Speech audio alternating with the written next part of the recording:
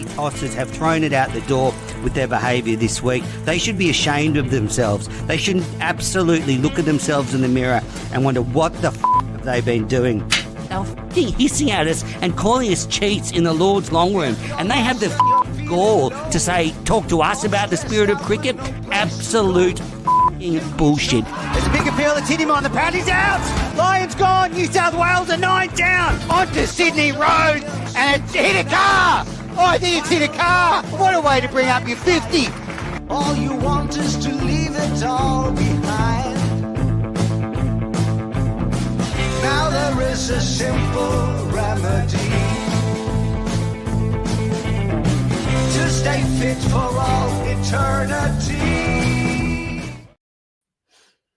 Hello, everybody, and welcome back to the Cricket Unfiltered podcast. I am Menas, and more importantly, welcome back to Damien Watson. He's been away for been off the show for a couple of weeks. Damien, how are you? I'm good, Menas. Good to be with you again. Good to see you haven't aged all that much over the last couple of weeks either. I think Australia beating England's probably helped that. Yeah, well, I've got my glasses on, so I've got my new look because I have aged a little bit. My eyes have anyway. So I've got sporting my new look. We're recording this live on YouTube, so there might be a few people watching us live. But we have got a lot to talk about. Domestic news, international news, rain saving England yet again. And we've got a question from a viewer, and then we'll wrap it up with can't let it go. Damien, let's get into it. All the headlines brought to you by Piccolo Podcasts, my podcast studio in Sydney. If you need podcast help, head to Piccolo Podcasts. The first thing is, as we record this, it's Wednesday night. The game between Australia and South Africa in the Champions Trophy was a washout, which means England is still alive, unfortunately. Now, if results go their way and they win their next two games, they can sneak through. So, rain saving England yet again. Just like the Gabba in 1998, Menas, the rain saving England. Yeah. Oh, look, it's one of those things. It's just the quirks of cricket, as we know. It can work with you and work against you, the weather. But, yeah, it's an interesting one, the Champions Trophy in general, Menas. Obviously in Australia it's been broadcast on Amazon Prime. It'll be interesting to see. Look, the Champions Trophy's always been known as the poorer cousin, hasn't it, to the World Cup, if we're being honest, in one-day cricket. So I don't know if it garners a huge amount anyway, but there's been a reasonable following of it. I've got the sense here in Australia. I think we've come off the back of a pretty strong summer of cricket where the fandom has been almost at its peak in recent times. So there's been a bit of interest about it, but it'll be interesting to see as the tournament goes on whether that increases, given it's on a streaming service. And yeah, I'm still amazed after what happened on the weekend, Menas. I know, as you said, the game against South Africa was washed out, but the most successful run chase, highest successful run chase at an ICC event for Australia in their history. So unbelievable. Extraordinary. Australia chasing down England's 351 in glorious scenes with 2.5 overs to spare. And I think that's what resonated with me, Damien. I don't really care about the Champions Trophy, but I bloody care if we beat England or not. So the fact that we're able to do that made this tournament all worthwhile. But you're right. It's sort of going on in the background here. I do wonder what the consumption is on Prime. I have sort of a couple of theories about it. Firstly, Prime is one of the biggest apps in Australia. Like of all the streaming services, it's right up there with Netflix as being having the most subscribers. And unlike some of the other ones, so for example, Stan, I'm going to call Stan out. They have sport, but you have to pay extra for it. Whereas with that Prime, it's all included. But they don't release the figures, so you don't know how many people are watching it. People forget about it. And I was at the pub on Saturday night with a friend, and they couldn't get Stan on the television. Sorry, they couldn't get Prime on the television. So we ended up having to watch the cricket on our phones, which is not quite the same. It was good we could still watch it, but there are challenges with the Prime deal. And I think for a tournament like the Champions Trophy, it's always sort of running uphill to get attention anyway against the World Cup. Being on Prime doesn't really help. Yeah, and it's a good point you make about the pubs, Benners, because as we know, for a long, long time, it's sort of been entrenched within pubs that they have Foxtel or their, KO, which is their streaming service, obviously for sports. So it's hard, isn't it, for a pub that's trying to make ends meet to try and buy all these different streaming services to cater for a big audience. It's not like it was condensed like it has been in the past. So I think that has an effect too, doesn't it? Because a lot of people do go out. It doesn't matter if it's a Saturday night or otherwise. I think it does affect the viewership to a degree. Look, the time zone doesn't help either. I know we saw. People would have been up for England's innings because the match started at 8 p.m. Eastern Daylight Time, but it's pretty hard to follow the game in its entirety, isn't it? When it's those hours as well. Realistically, I know that's the case with the Ashes, but it's a little bit different in a tournament like this.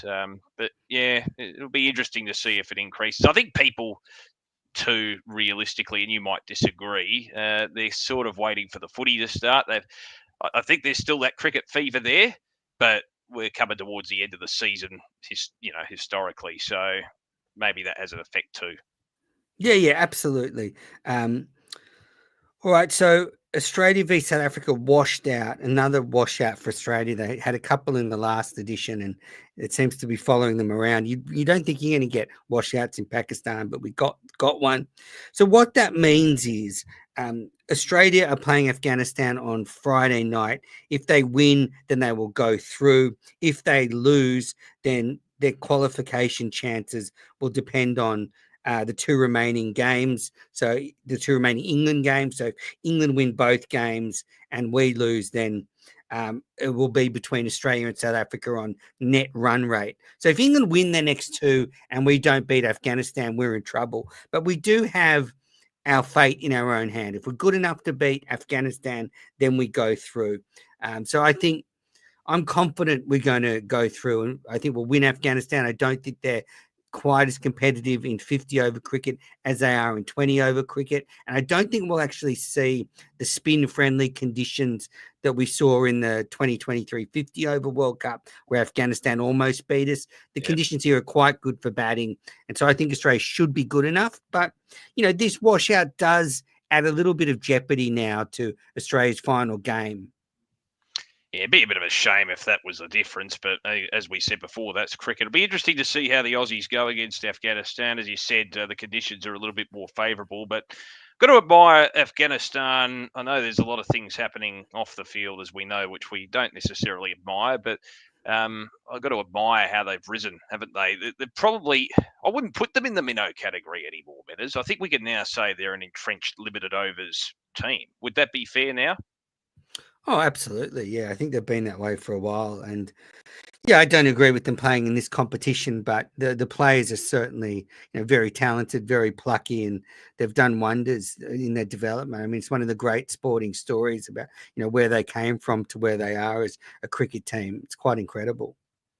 Yeah, absolutely right. And probably glossed over a little bit because of those external factors. But, you think about where the country was 20 odd years ago, Menners, the fact that they're competing on the world stage against a team like us, I think that seemed far-fetched realistically 20 years ago.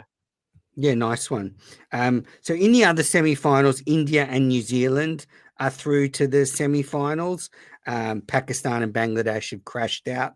And with the other group, it doesn't really matter where they finish because we know India's going to play in Dubai, New Zealand's going to play in Pakistan. So it's more for the other teams now where they finish and then where they'll end up playing. But for India and New Zealand, it doesn't matter. India playing their semi-final in Dubai.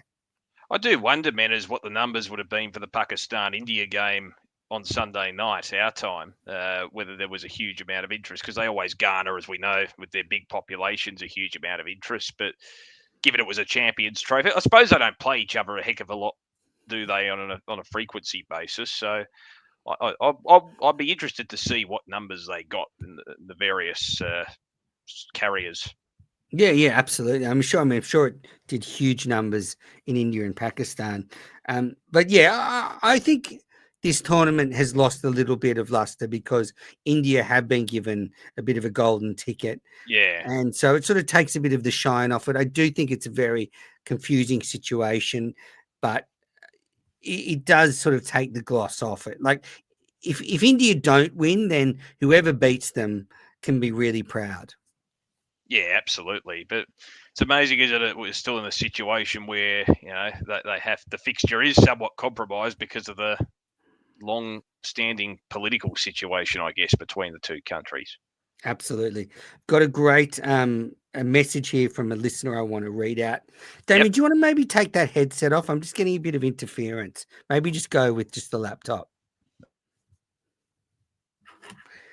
While he's switching, I'm going to read out an email from Gavin from the US. Manners, long-time listener, Aussie living in the US. It strikes me as odd with the difficulties between India and Pakistan, and knowing India would not play in Pakistan, why would the tournament organisers put two countries in the same group? This would at least ensure that all of Pakistan's the host group games are home games. So that's Gavin saying it makes sense to him. I guess the thing is, the reason they put Pakistan and India together, Gavin, is because they do not play bilateral cricket together.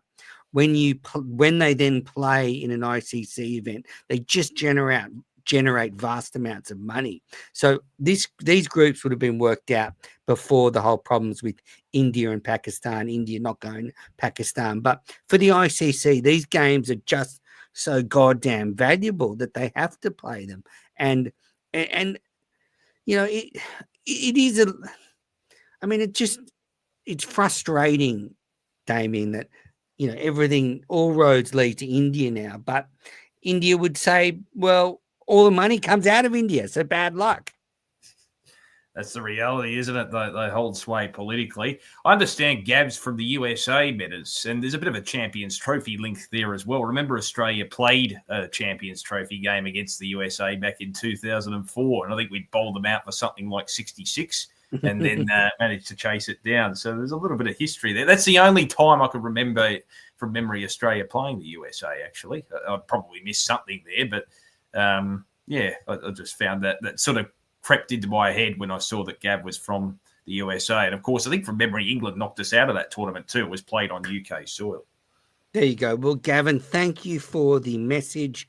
And, yes, it's all about money for the ICC, and that's why Pakistan had to leave their home tournament for a home game. So they had to play it away effectively. Pat Cummins has been doing the rounds promoting Amazon Prime. He's contracted with them. He's been promoting them. He's been on the radio, but he did say he's just got back to bowling. So he did a radio spot, I think Wednesday, and he said he was going to the nets for his first bowl of the since his recovery from the ankle injury. So it'll be interesting to see how he's progressing, because he's going to play in the IPL. Then we need him for the World Test Championship final. So I guess we'll be closely monitoring his comeback over the next month or so leading into that IPL. And he also said his main priority over the last 6 months was to get through all 5 tests against India. And again, I go back to my comments. I don't think that should be his priority. His priority should be to win games, and if he has to miss the odd game, then so be it. But this obsession with trying to stay on the park, it's not doing him any favors, because hopefully, he recovers from this ankle injury, but, playing through injury could have made it worse. Maybe he could have been available for this Champions Trophy had he missed the test match. I know the tests are important, but I think it's really hard on Pat Cummins having to manage himself. And let's see how he goes over the next couple of years now that he's sort of into his 30s. Do you reckon that would have been maybe a message from above in a way? I mean, if he didn't feel right, I know that was his priority, and every player wants to be out there on the park. Does some responsibility, Menas, in that situation fall to the decision makers above him in a way?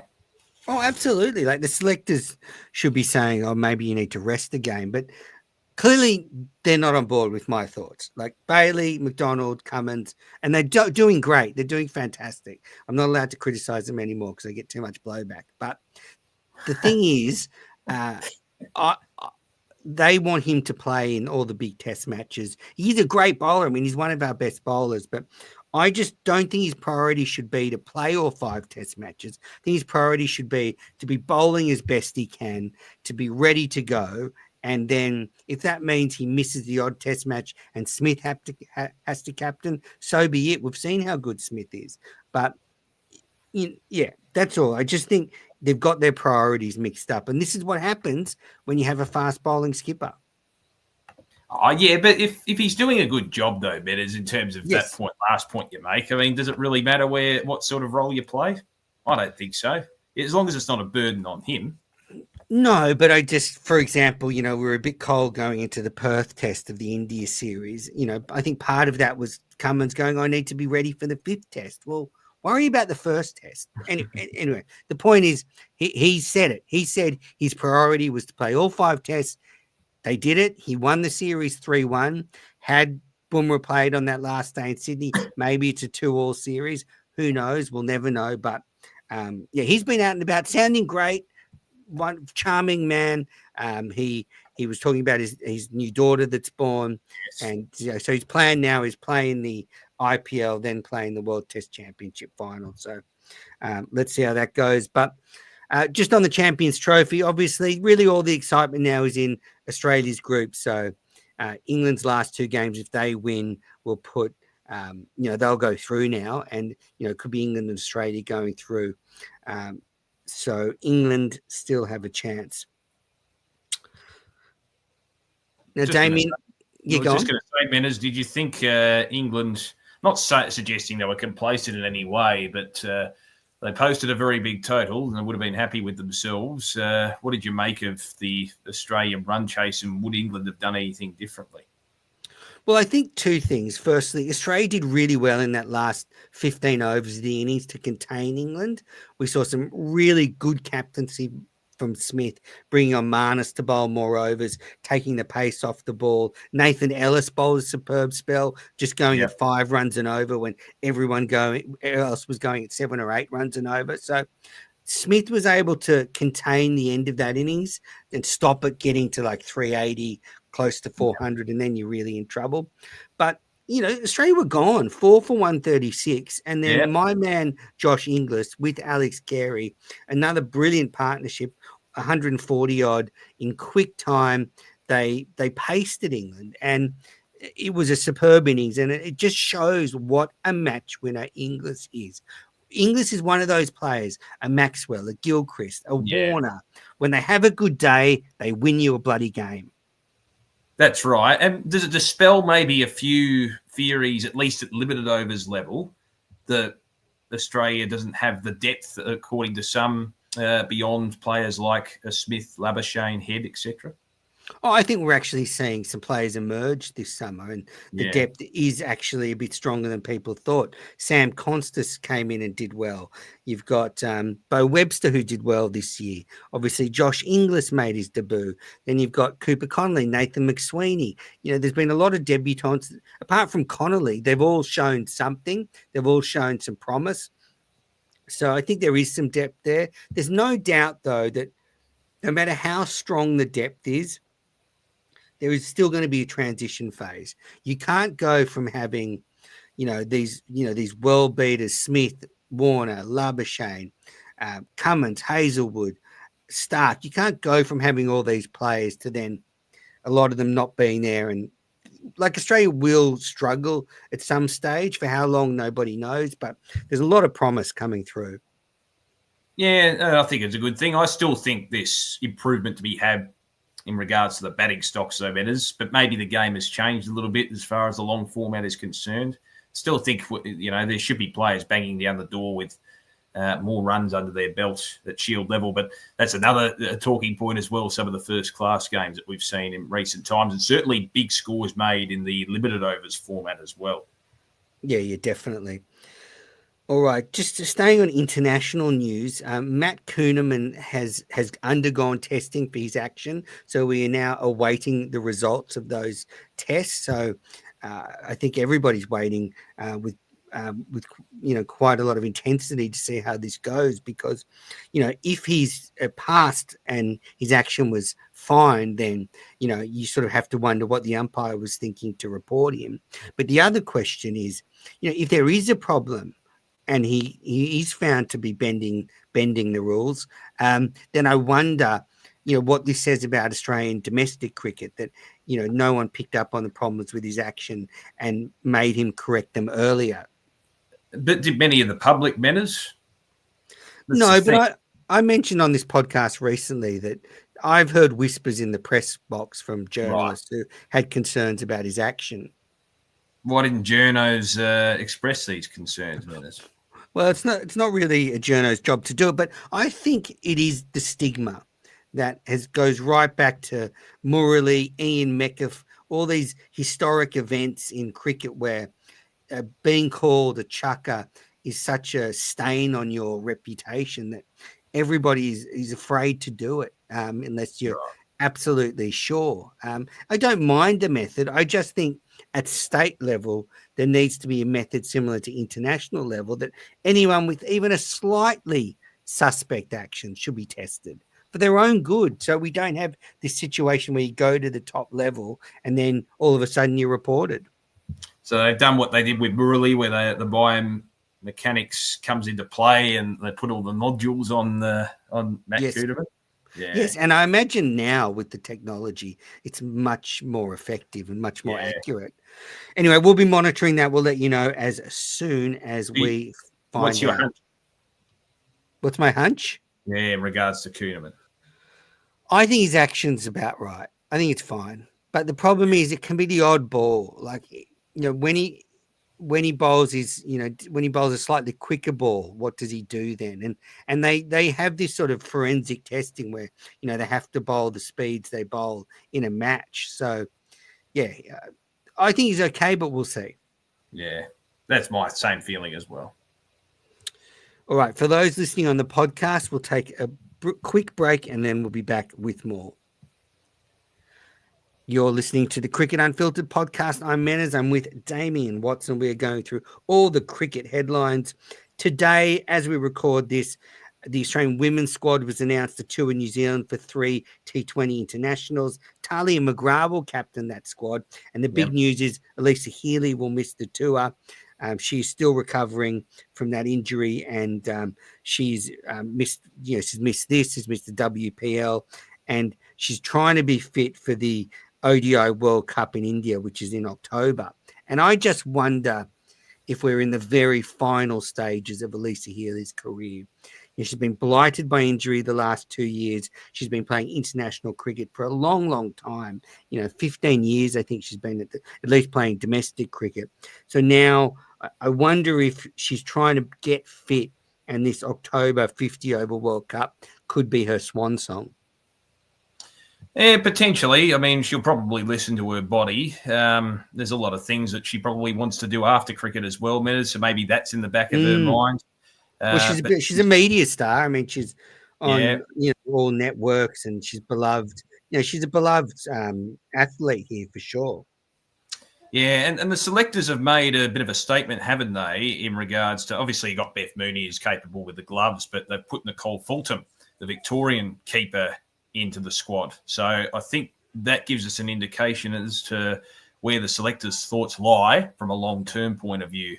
Nicole Fulton, still relatively young in the grand scheme of things. I think she's in her mid-20s.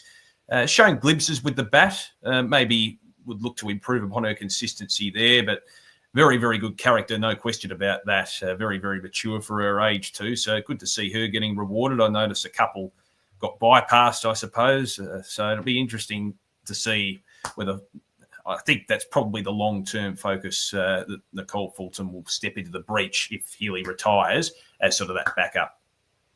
Yeah, very good squad though, all the usual suspects there. So they should towel up the Kiwis, despite the Kiwis winning the T20 World Cup last year. I don't imagine them putting up much of a fight against this behemoth of an Australian side that you just can't stop.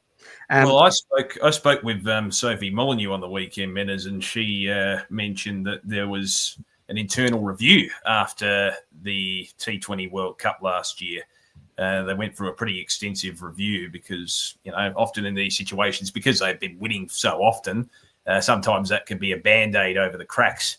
And it was very interesting to hear that they had done a pretty extensive review with a few honest conversations. And I think wouldn't have been directly leading to the Ashes' success in the 16-0 drubbing, but I do wonder whether that propped them up a little bit.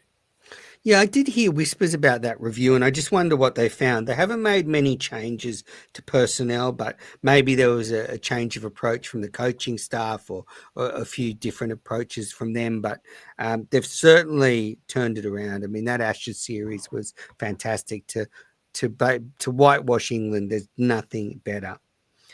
All right. Back to domestic cricket. So quite big news. Jason Behrendorff has announced his state retirement. So the 34-year-old will now only play T20 cricket, and he's now playing actually for the Renegades. He signed with the Renegades to play the next 3 BBL seasons. But I was struck by how good Behrendorff's red ball record is. He played only 31 first-class games, but he had a lot of injuries, back problems.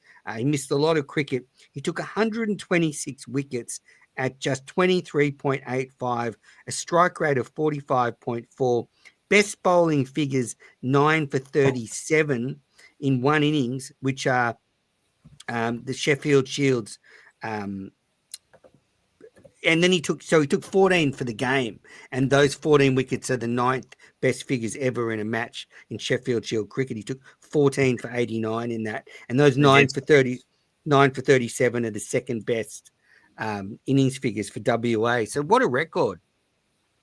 Yeah, I remember that. That was against Victoria, I think, at the WACA, and it was after he came back from injury as well, sort of around that 2017 period. But yeah, probably underrated in many respects, Menace. When we look back on his career so far, he's still got a lot of T20 performances ahead of him. But, yeah, probably underrated, it must be said. Played limited overs cricket with Australia, as we know. Going back, played a T20 international, of course, around this time last year against the West Indies, where the Windies had that series off the back of the Test series, which didn't really get a lot of attention, to be honest. But he did get rewarded, I guess, going back with international representation, at least at limited overs level. I often wonder what would have happened if he made a red ball contribution for Australia. What may have been the case? Do you think he could have been given the chance, Menders? Well, certainly could have been, and he played very well in that 2019 World Cup, where he was an integral part of the squad. One thing I do think about Behrendorff, he's in a crop of people, much like the Stuart Law, the Brad Hodge, those people of sort of the late 90s, early 2000s, where there's probably about 4 or 5 fast bowlers that could have played a lot of Test cricket, but because of Stark, Hazelwood, Cummins, they just didn't get the opportunities. And, I look at Behrendorff, I look at Jackson Bird, Chris Tremaine. Jackson Bird brought up, he took his 400th Shield wicket recently. Yep. There's some great fast bowlers at domestic level that just haven't had an opportunity. And I think Scott Boland's a good example of someone who, when given the opportunity, was so successful at international level. And I don't doubt Behrendorff could have had a similar success, but there's a bloke called Mitchell Stark who's in front of him. Yeah, well, it's the same with, McGill had a fair crack at the Australian side, of course, but, being behind Shane Warne, just being in the wrong generation, sometimes that's the case. It is what it is. It really comes down to timing, man. There's only so many spots in the Australian team, and I think it was just one of those situations. But he's done a lot outside of his cricketing career. I think he studied sports science. He worked with Hockey Australia as well. So he's a pretty well-rounded person, Jason Behrendorff. So I like the fact that he's kept himself busy in many respects. Funnily enough, Menders, his younger brother, I remember reading, plays European handball. So very talented. Yeah. Anyway, friend of the show. He was on the show. I interviewed him a little while ago. So congratulations, Jason Behrendorff. I'm sure he will have a very successful T20 career. He's still a wonderful bowler and only 34. Steve Smith, Australian captain at the moment, has signed for the Welsh Fire in the 100. So the 100 have changed the rules. They can sign a few people before the draft. So He's signed with the Welsh Fire, and I think his value as a short form cricketer is starting to grow. I think in the last couple of years, Smith, when he's gone back to the Big Bash, has been so dominant that I think that there are franchise competitions keen to sign him. You know, the IPL has snubbed him in the last couple of years, but the Welsh Fire have signed him, and it's a really good signing. And I think, you know, the more franchise cricket Smith can play, the more chance he has of getting back in that Aussie T20 side. Yeah, you're right. I mean, you couldn't ignore what he produced in the Big Bash, man, as he had an outstanding campaign when he came back into the competition. I do wonder whether his mind is a little bit more free because there's more scrutiny inherently on his test form. That's just the nature of the beast because that's just the way the media work, as opposed to maybe T20 form. Maybe I think he's found a way to compartmentalise his mind and just play with a bit of freedom and a bit of fun, and it's reflected in his scoring. Yeah, and he's in such good form. I think he could do it in any cricket. And I do think we've seen undeniably he performs well when opening in T20 cricket. That's his best spot. It is just his best spot. They need if they want him in the Australian T20 side, they need to find a spot for him. Other Aussies that have signed for the 100, Meg Lanning for the Oval Invincibles, Megan Shute from the Birmingham Phoenix, and Marcus Stoinis for the Trent Rockets. Cameron Green, big news, has signed for Gloucestershire to play 5 matches in the county championship in the lead up to the World Test Championship final. When it was announced he'd signed for Gloucestershire, a lot of the promotion was around a club member had donated the money to bring him to Gloucestershire. So that just shows you sort of the state of county cricket where you need benefactors to make a signing like this. But with Cameron Green signing for Gloucestershire, I think this is a really important move from Green. Now, you talked about the sort of other players, up-and-coming players for the Australian team. I don't think there's any guarantee Cameron Green will walk back into the Australian side as a batter only. I think when he's back to bowling, we've seen, you know, he's like Jacques Kallis. He could play as a batter or a bowler. He's that good. But when he's not bowling, I think it will be incumbent on him to score some runs in the lead up and force his way back into that World Test Championship side. So I think this deal is really important because he needs to show the selectors he's still in form. Otherwise, you go more in order that you know, where it's Constance, Khawaja, even though I wouldn't pick Khawaja, you know, Labuschagne, Smith, maybe Inglis at 5, Webster at 6. Like, I can see Green not playing if he doesn't perform well. Yeah, that's right. And I think it's a good move from him to get acclimatised to the conditions as well in the UK ahead of the World Test Championship final. So it shows that he's pretty keen, Menners. I know, as you said, there's a financial inducement as well. But, there's when a side is playing well inherently, there is no guarantee, is there? I think that's probably a very fair comment. But he brings that versatility once he gets back to peak fitness. There's always going to be that risk about him, isn't there, because of his height and the way he's built. To make sure that he stays injury-free. You know, you can't really guarantee that, but he's a prodigious talent. I back him in, Menners, to return and make a contribution. He provides so much flexibility, but it does augur well for Australia. I think there was a lot of fears, weren't there? We expressed it ourselves coming into the international summer that without him, it would create a bit of a conundrum, but there was enough depth there for Australia to get through and perform very well. So maybe it was hate to use a Paul Keating expression, but maybe it was the injury we had to have, Menners. I don't know that. I don't know if Green would agree, but it's certainly a really important signing because he needs to score some runs to get back into that test side for the World Test Championship final. So I'll be tuning into the Gloucestershire streams of their county games, which will only be a couple of months away, not too far away. All right. Domestic news, the one-day domestic cup finalists have been decided. Now, South Australia will host Victoria at the Adelaide Oval. So great stuff for South Australia to qualify for the final. And they're looking like they're hosting the Shield final as well. So really good season for South Australia. Victoria stormed into the final. Damien will be happy. They beat New South Wales with a bonus point win Yeah. to overtake them in the ladder. They chased down 311 in just 37.4 overs. Campbell Kellaway made his first list day domestic ton, 117 not out, and Peter Hanscom smashed 91 not out off 52 balls. Honestly, I looked at the scores at one point early on in the Victorian innings, and I thought, done. New South Wales are in the domestic cup final, but it hasn't happened, and Victoria will play South Australia on Saturday. So that should be a great game. Absolutely, and full credit to South Australia as well. Menas have been seen as a bit of a mediocre side at domestic level for a long period of time. They've undergone a lot of regeneration, as has Victoria, to be fair, over the last 5 years. They've kept a core group of a few experienced players, but really have regenerated to try and bring up and mentor the youth. So it's good to see from both camps, and they're getting their just rewards this season.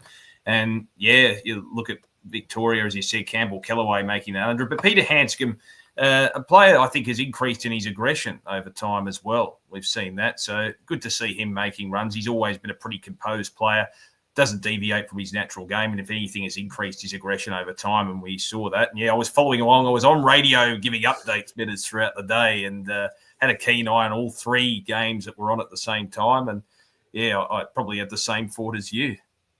Yes. So the ladder was very tight. South Australia on top with 21 points, Victoria 18 points in second, and then New South Wales had 16 points, Queensland, Tasmania on 15 points, and WA, Cellar Dwellers on 9 points. They won the last three titles, I think, so they're allowed to have an off year. Just the other notable result from the final round, the hosting finalists, South Australia batted first and made 9 for 329. Mackenzie Harvey made his second list day domestic century. But then Tasmania chased it down after Mitch Owen smashed 149 off just 69 balls. That's not an error, 69 balls. 14 fours, 10 sixes. He brought up his 100 off just 48 balls. I'm sorry, but this season is the season of Mitch Owen. Sam Constas is going to be my second place for emerging talents this season. But Mitch Owen, the sky is the limit for this kid. And again, don't want to blow smoke up my own ass, but I did pick it. I commentated a couple of years ago. I came on this podcast, said this guy's got something, and boy, does he have something. He needs to be in Australia's white ball teams as soon as possible. Someone like Jake Fraser McGurk has been given a leg up. What about Mitch Owen? Doesn't get the credit he deserves, Benners. Maybe it's that Tasmanian element. I'm not sure, but I quite agree with you. Just his attacking presence as well. He's just full of confidence, and we've seen him. Look, I know Tasmania didn't necessarily have their strongest year, but they've been another side that's done well at developing youth. I know they had a fair share of injuries last season and performed pretty well at domestic level by blooding a lot of younger players. And you look at players that are a bit more experienced as well, really mentoring them along. And Owen's been a beneficiary of that. We know of the Hurricane success as well in the T20 format. So, yeah, I agree with you. I think he should get a lot more credit than he does. Yep. So let's see what happens for Mitch Owen over the next year, because let's get the media to pump him up a bit more, Menas. Well, we're doing it on this podcast, but he had this breakout Big Bash where he was just insanely good. Now to do it in a 50-over game, make almost 150. Give him a chance. All right, staying with domestic cricket, the WNCL final is this Sunday afternoon. So you've got the men's one-day final on Saturday. You've got the women's WNCL final on Sunday afternoon. So it's a day-night game, Allan Border Field. I have a full preview of that coming very soon. I'm interviewing Maitland Brown from the New South Wales team. So that'll be dropping on your podcast feeds very soon. So stay tuned for that one. Also staying with women's cricket, the WPL is being played at the moment, the Women's Premier League. And I was actually... And so at the moment, look, I don't want to get too much into results, but Delhi Capitals are on top as we record this. But what I was really interested in, 2 points. Firstly, the success of the WPL. So huge. They've now gone from playing in 2 cities to 4 cities this year. Heard Jess Jonathan on Maitland Brown's podcast saying, the crowds are really good. It's so noisy. You can't talk to the players on the field because it's so noisy. Jay Shah tweeted out some figures that TV ratings have surged by 150% this year on Star Sports India, and on streaming services, they've climbed by 70%. So, it's great to see the WPL growing and gaining more traction in India. And Jess Jonathan was saying that it's because the fans identify with the brand. So when the Royal Challengers Bangalore play, obviously the fans who support the men's team are now supporting the women's team. And we saw this a little bit with the WBBL. But, when you use the same franchises, it's really good for branding. But I just think this is fantastic to see. Oh, it's the biggest. Look, the IPL is the biggest T20 comp in the world, and it's natural with the following that they have that's going to extend to the women's team, whereas it probably hasn't taken off in the same way in Australia. But I don't know why they didn't do it earlier, Menners. I remember talking about this 5 years ago, saying this is the sleeping giant of women's cricket. There's so much promise there, and for a long time it was almost this resistance towards holding it. I mean, it was just an obvious thing because they love their cricket over there. As you said, the crowds have been massive. I remember speaking to Sophie Molyneux about it on the weekend. I said, what is it about this particular competition that makes it such a behemoth? And I think she said that it's probably more of a batting-friendly wicket. If you're a spin bowler, sometimes you have to be a bit more defensive and conservative in a way, more necessarily around trying to reduce the run rate as opposed to taking wickets, although, you go for the opportunities when they come. But, some of the pitches apparently are roads, but that is lending itself to pretty entertaining batting. And we saw it with Elise Perry. She just keeps on keeping on. She was in very good form for RCB once again on the weekend. Yeah, absolutely. So, Elise Perry is the leading run scorer in the competition at the moment, averaging a lazy 117.5 with the bat at the moment. And you've got three top wicket takers, R. Singh, A. Sutherland, and Georgia Wareham. So 2 Aussies there, all with 7 wickets. And just back to the batting, Ash Gardner's third on the run scoring list with 144. So Aussie's doing really well there. The one thing that the WPL raises for me is, and we've seen this in men's cricket for a long time, but we just spoke about the Women's National Cricket League final this Sunday. Well, a lot of Australia's best players won't be involved in it because they're over playing in the WPL. And the WPL, I think, is going to move sort of earlier in the year next year, a bit earlier than it is now, sort of January, February. So we're going to see a lot of our best players not be able to play in our domestic competitions, much like we see in men's cricket, which I do think is a shame. We've got a WNCL final this Sunday, and a lot of New South Wales and Queensland players are over playing in the WPL. So, it is sucking players out of our domestic cricket. Yeah, you're right. Probably one of the beneficiaries, though, are some of the second-tier players who are able to get a bit more of an opportunity, Menners. So there is maybe a byproduct that's a good thing. But, I think in terms of the promotion of our domestic competitions, it is to its detriment. But that's the reality, though, isn't it? I mean, the WBBL is more of a focus in regards to promotion than the WNCL is, and that's just the way it is, the nature of the beast. And I do wonder as well, as you said, if it's going to encroach even further on the Australian cricketing calendar, what that does from an international point of view as well here in Australia. So it's probably the other thing too, as far as the WNCL is concerned. I suppose this is the first time for a while that Tasmania are not in the final. Tasmania have been champions for the last 3 seasons, and one of the reasons for that is they're probably one of the few that have been pretty stable. They haven't really lost too many players to overseas competitions or even to the Australian international team because they've had a pretty stable lineup of players who are very, very good but can't crack into that international team or a bit more senior, I guess. So we've walked this road before with men's cricket, and the first thing is, one, it's inevitable and you can't stop it. So we just have to accept it. Just on how it affects, how the WPL moving affects Australian cricket, well, pulls them out of the WNCL, but also Australia often plays women's international matches after the WBBL, so they'll have to move them to another spot now. So Australia, again, will just be sort of working around the Indian cricket calendar, but we're also going to take their money, so we can't complain. But I think it is undeniable that these things do lower the standard of the competition. And one of the great things about developing players at domestic level when international players were there was you could see how a young player did facing a Georgia Wareham or bowling to an Elise Perry. And that's how you see if someone's, can maybe make that next step. Whereas we've seen it in men's cricket now. You sort of have to take a bit of a leap and put them into the international side and see how they go. Yeah, that's a fair point, actually, that you make, because you want that exposure. And I suppose that's what they do get to a degree in the WBBL, but with the women's game, they don't really have much of a test format, certainly not at domestic level. So in regards to the longer formats, they don't get that exposure against some of the top players. So you're right, it is a bit of a shame, but I don't know how you work around it, because at the end of the day, it's probably the reality. They're just going to work around the Indian schedule. Even for the Australian fixtures as well, do they play more games in September before? And they've got a World Cup coming up in October, I think, as well. So, it's just going to be so jam-packed. Yeah, absolutely. And so the WPL is on KO. So if you want to watch it, it's a really good competition, big crowds, great cricket. I've been watching it the next day. And we're in that phase now, a bit like football fans, where if you're a cricket fan, you really have to be across what platform the cricket is on. You've got your Champions Trophy on Amazon Prime. You've got a lot of cricket on KO.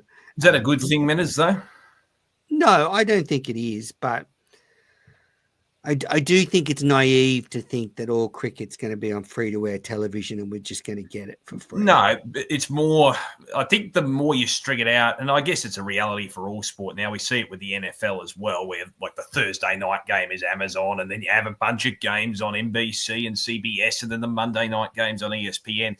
It's a reality, I suppose, but you just wonder with the cost of living. Not many people realistically out there, Menas, can afford all these streaming services. So, it's an interesting one. I suppose, as you said, Amazon's one of the stronger ones, but as we've seen with other codes, you don't want to string it out too much across a variety of platforms because, I just wonder if people can keep up with it. Having said that, if someone's got one particular streaming service and not another, if you spread it out, maybe they do get that exposure. But we're in an on-demand era. People watch stuff on demand. It's not thrusted upon them like it was in free-to-air TV in those days. You sort of got to go out of your way to look for it. Yeah, it's interesting because people, free-to-air is obviously the best, but KO is quite expensive. I think KO is like $35 a month, so it's not a cheap one. Whereas Amazon Prime's a lot cheaper. So. That's true. You don't get the same amount of sport. I think they know. I think those in charge know that Aussies are willing to pay for sport, aren't they? And KO have a lot of it. That's the thing.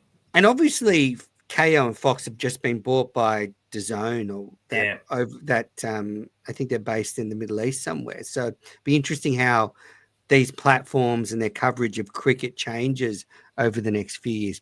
Anyway, that's the WPL. Watch it on KO after all that. All right, final break, then we'll be back with Can't Let It Go.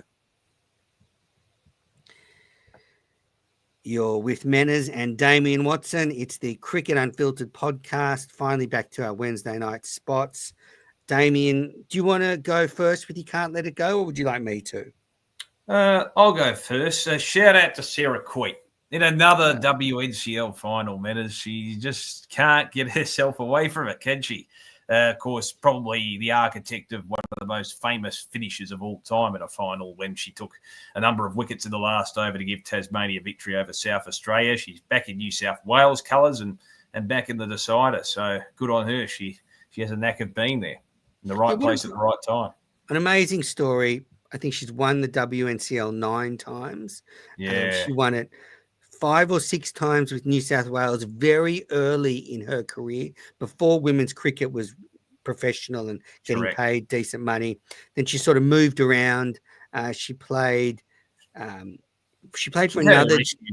She's had her issues too, personal issues as well. Yeah. So she's overcome a lot. Yeah. Yeah, but so she moved to Tasmania, wins it there. She's now back in New South Wales and in another WNCL final. She's a champion. Great Can't Let It Go. My Can't Let It Go is Pat Cummins got misquoted. He got Yes, I done. saw this. He got now. Look, I'm going to just try and piece together this media blunder. I think it was Code Cricket that did this, Code Sports, and this is no offense to the great Code Cricket writers, Dan Cherney, all of them, great writers. Can happen to anybody. I think someone was Tyson, who wrote this article. But what I think happened was, the headlines were, Pat Cummins basically slams Indian advantage in the Champions Trophy. The fact that, as we discussed before, India are playing all their games at the same venue. And the headline of the article, and it was on Twitter, was, Cummins slams fixturing. And then Cummins, and you knew it was a mistake because Cummins quote tweeted the post on X and said, "I did not say this." So two things. Firstly, I was actually pretty sure Cummins didn't say it because, I try to keep around all the major media spots for the, Pat Cummins and all of them. And I hadn't seen Cummins go on ABC. The quotes are attributed to ABC. And also, no cricketer wants to say anything bad about India because it can just tank your IPL career. Like if you become persona non grata in India, then the IPL teams will not sign you. For Cummins, he's 31. He might play the next 5 IPLs. You're talking 15, 20 million bucks out of his bank account. So obviously he was going to correct the record. When I went into the article, I think what happened was this writer got Jonathan Agnew's comments confused with Pat Cummins' comments, because in the article, and I actually heard Agnew on ABC or on the BBC really getting stuck into the unfairness of the Indian advantage. So whoever was writing that article, whether it was AI, maybe this was an AI article. ChatGPT. Maybe this was Tyson himself. They got Agnew and Cummins confused, and poor Cummins got misquoted. But the problem is, I don't know if these things get corrected properly, because then I went on the Times of India website and they are still attributing those quotes to Pat Cummins. So he is in trouble. Like, I think he'll be okay for this IPL, and I don't think this has got too many legs, but boy, I bet he'll be nervous. Well, he's corrected the record, so I think they're going to take his word without any proof they even said it matters. I think they'll take his word. He's an established player over, and I think I noticed that with that tweet, they took it down, Code, didn't they? That's my understanding. So there you go. I think it's almost an admission that they got it wrong. But the problem is when you put something like that out and it's wrong, then I don't know if Times in India have got the correction. So anyway, the point is, Cummins got what's the word, shafted by Code Cricket, and I know the way those things work behind the scenes. There would have been a flurry of calls. Would have been Cricket Australia. There would have been Cummins' manager. It would have been like a few minutes of panic when they saw that story. Yeah, absolutely. But well, we'll see what happens. I don't think it'll affect him too much. Yep. All right. Well, let's wrap this up, Damien. Thanks, everybody, for watching live on YouTube. We've got a few comments here. One I'm going to bring up from NCC Sticks. He said that he saw James Pattinson's name at the Masters League, and he's the exact same age as Cummins and Stark. Well, Cummins and Stark are like quite different in ages, so I don't know if they're all the exact same age. But the fact, I would not want to be facing James Pattinson anytime. He's been playing a bit of local footy in Melbourne, James Pattinson, and that's a good, very good point that's been made there, because I managed to see it. It was on the screen in the pub. I was walking past during my lunch break at work, and Bryce McGain was playing, Shane Watson was playing. So it's already started. Yeah, they were playing a game against the West Indies, and there you go. Chris Gale was playing for the Windies, so good to see. So this is another problem. This is on 7+, so I did not check 7+ for this if it had started yet. So I'm going to have to keep an eye on it. Yep, it has started. All right. So that's it. All right. Well, thank you, NCC Sticks, for that.